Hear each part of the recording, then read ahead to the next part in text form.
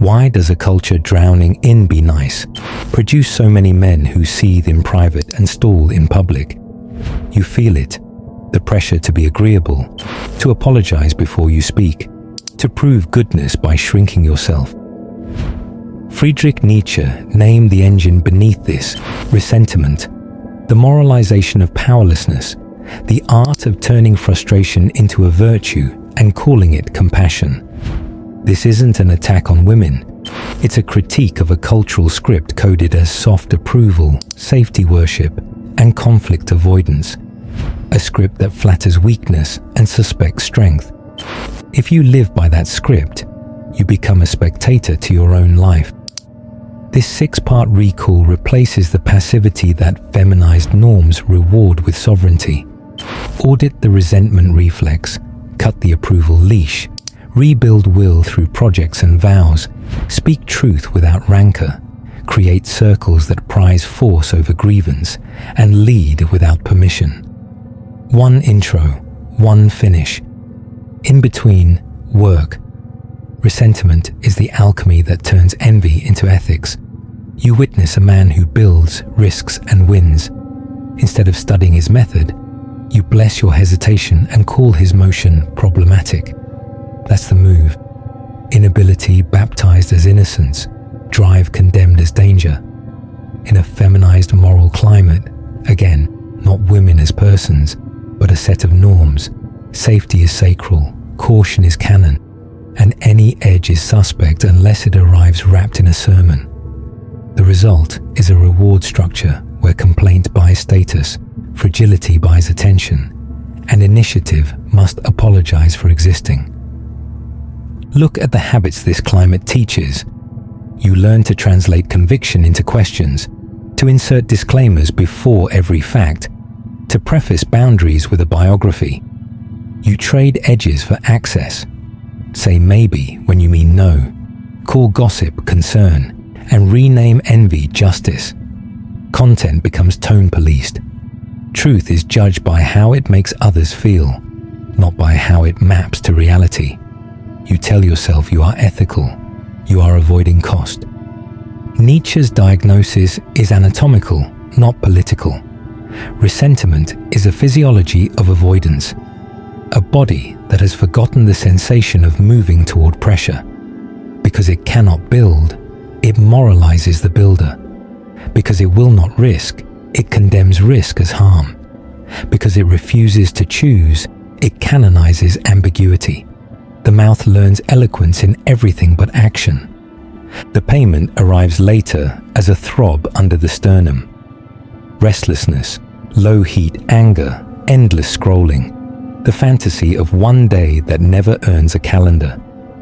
Passive men become critics because critics can look like thinkers from a safe chair. Meanwhile, will atrophies. The hand loses memory of making. The tongue loses courage to carry the mind. Ressentiment trains you to outsource worth to watchers. If faces approve, you live. If they tighten, you shrink. Your conscience, meant to be your private court, turns into a weather vane. The verdict swings with rooms. The culture smiles. Your spine erodes. The only antidote Nietzsche respects is a revaluation. Stop awarding moral medals to what keeps you small. Strength is not oppression when it bears cost. Boundaries are not cruelty when they prevent rot. Clarity is not violence when it saves a team from polite disaster. Reverse the current or drown in it. Begin by admitting what ressentiment has stolen. Your appetite for risk, your ability to promise, your power to ship. Theft named is theft over. Recovery starts where blame ends. You were schooled in the approval economy long before you had a paycheck. In classrooms, you learned that the right answer matters less than the right demeanor. In HR, you learned that tone polices truth. Online, you learned that outrage buys more attention than outcomes. The body adapts. Shoulders round, voice rises at the end of sentences. Eyes scan for signals before they speak. These are not neutral ticks. They are tells of a man whose worth is rented from faces. The habits entrench. You over-explain as a preemptive apology. You ask for permission to take the space you already earned. You staple, if that's okay, to your own calendar. You soften every verb, sort of, kind of, maybe, until the sentence collapses. You perform friendliness when respect is what's needed, and you interpret discomfort as a sign you're wrong, rather than a sign you've said something real. The consequences are measurable. Decisions slow to sludge because you fear owning them. Teams decay into nice drift because no one will say, "Cut line 3 and ship." Relationships wobble because boundaries are negotiated via vibes, not stated as law. Your reputation becomes pleasant, flexible, available, which is how people describe furniture. Furniture is rarely promoted. Ressentiment thrives in these conditions because it has endless excuses. The approval economy teaches you to resent those who don't need it. Quiet confidence looks like arrogance from the vantage point of dependence. Strong standards look like meanness to men who hope standards are negotiable. You start to believe the story, that leadership is domination, that ambition is ego, that clarity is aggression. And so you wait for a permission slip that never arrives. Nietzsche's counter-training is merciless because reality is. You must rebuild reflexes that were housebroken by applause. Practice brevity in the face of questions designed to entangle you. Install a no biography rule before boundaries. Replace "is that okay?" with "that won't work." Here's what will switch from seeking agreement to proposing action with dates, owners, and scope. The room will flinch. Flinches are fine. Collapse is not. You cannot wean off approval by accident. You need doses of rejection that do not kill you. Each honest no, each clean disagreement, each proposal that divides the room, strengthens the muscle you keep pretending you don't have. Expect the climate to label this toxic. Expect yourself to want the old sugar. Don't relapse. The only thing worse than being disliked for being clear is being liked for being replaceable. Transvaluation begins with accounting. List yesterday's complaints. Convert each into a build. The team is vague, becomes, "I will write the one-page spec by noon." Management is political, becomes, "I will produce a dashboard that makes politics expensive." Dating is broken, becomes, "I will state standards up front and leave when they're mocked." Nietzsche's demand is simple. Turn heat into form, or the heat will turn you into smoke. Adopt the eternal recurrence test. If you had to live today again and again, would you still speak this way, train this way, make this way? If not, replace 1 hour of consumption with 1 hour of production, daily. Meaning does not grow in the comment section. It grows where your hands meet resistance and leave a mark. Create a no resentment diet for a month. Ban 4 things. Gossip about absent people, doom linking as personality, moralizing what outperforms you, and vague posts fishing for sympathy. Replace each with receipts, something shipped, someone credited, a fix proposed, a risk taken. You aren't silencing emotion, you're refusing to turn it into currency. Write a banner sentence for the quarter, short enough to survive stress. Ship weekly with grace and force. Say no without heat, yes without drift. Stronger body, fewer words. Put it where your thumb lands first. The banner cuts fog when chaos tries to negotiate. Run a one hard thing before noon protocol. The task you would usually postpone becomes the first killed. The uncomfortable call, the scope cut, the honest feedback. Nietzsche wanted will trained, not worshipped. Will grows by being asked, early and often. Solder your calendar to your code. Deep work blocks on the same hours, training at the same time, counsel on Sundays, D-roll at night. Rituals turn moods into noise. Men who wait to feel like acting never act. Men who act feel like men. Track a simple ledger. Items shipped, vows kept. Times you spoke clean truth. Times you fed resentment. If the last column grows, you owe the day a repair. A call you avoided. A line you needed to cut. A confession you owe yourself in private. Your ledger is law. Public applause is weather. Transvaluation is not a muse. It's a muscle. The first week feels theatrical. The second feels mechanical. The third feels inevitable. That is the point. Replace performance with procedure until procedure produces outcomes you can touch. Then keep going. You will be called cold by men who burn nothing. Let them shiver. You're building a fire.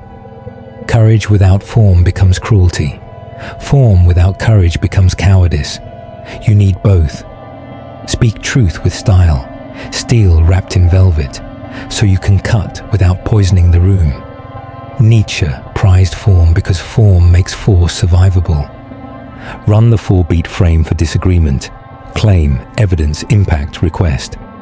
Claim the deadline is fiction. Evidence 2 blockers, 0 staffing. Impact, rework and trust loss. Request, cut features A and B, or push 2 weeks.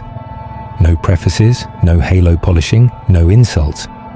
When people push back with personality attacks, return to the artifact. We're not on me, we're on the plan. Kill apologetic tics.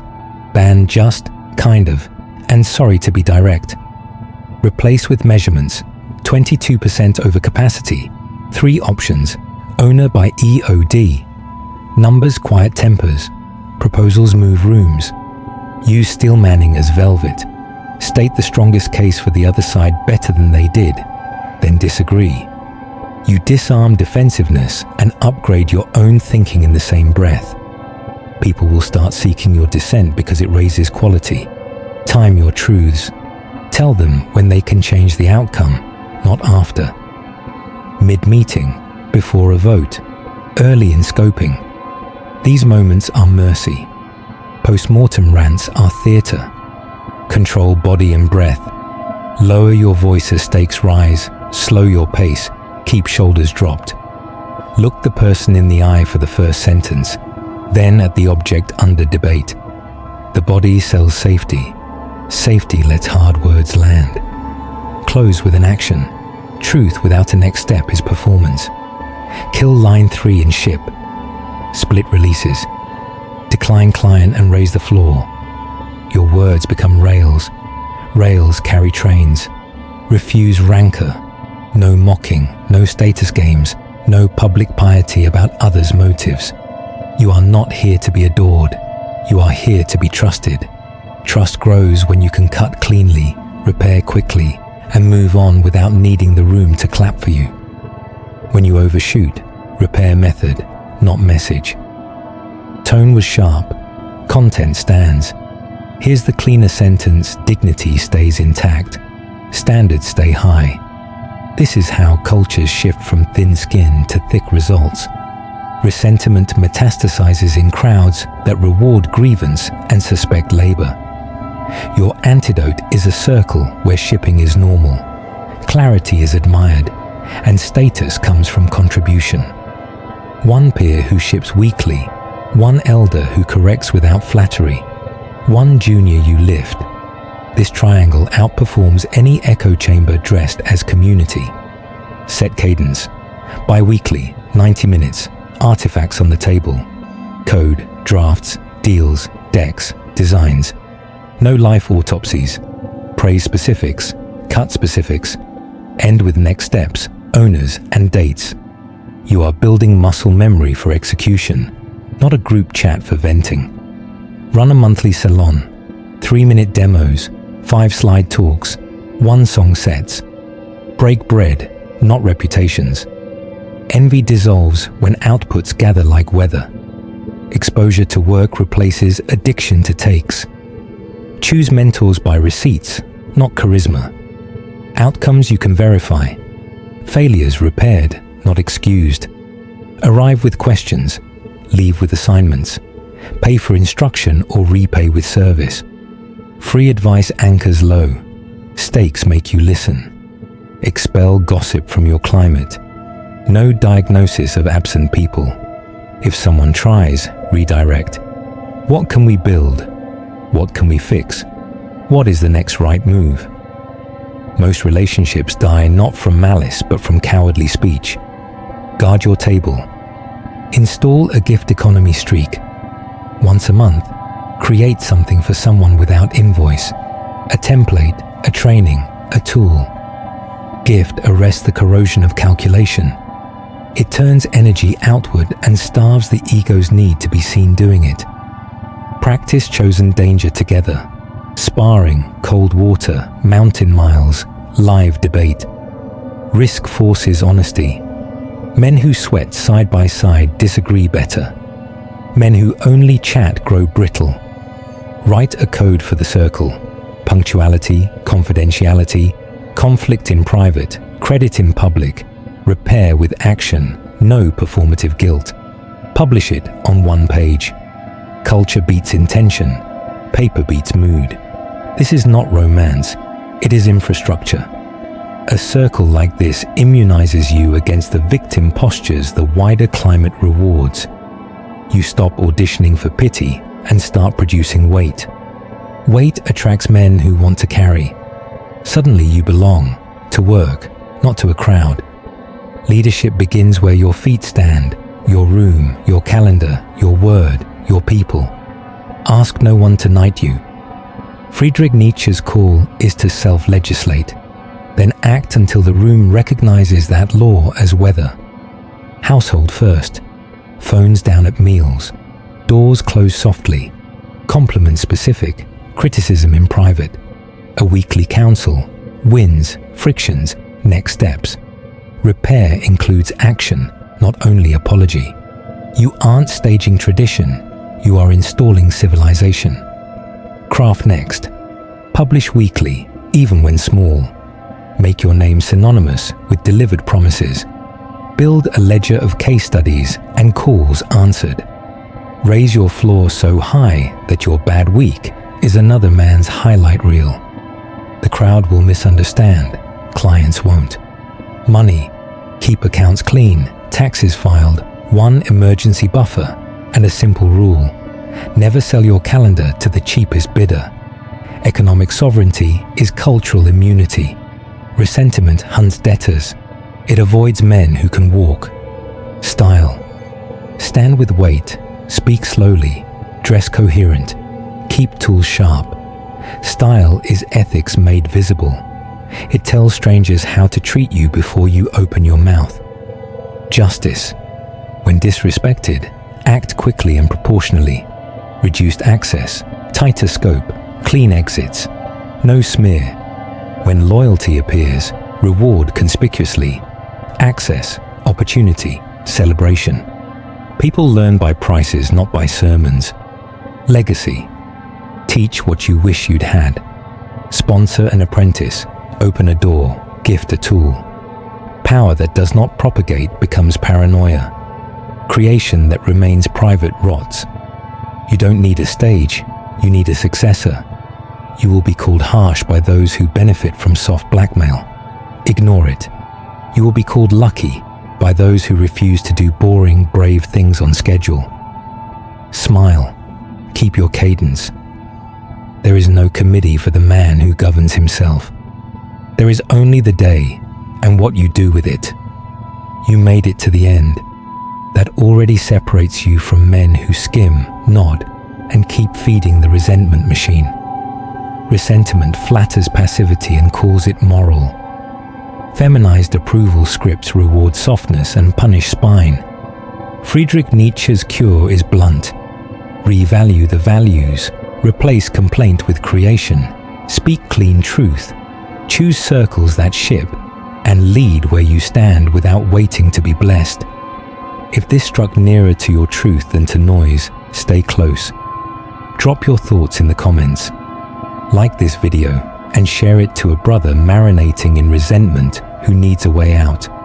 And subscribe if you're walking this path.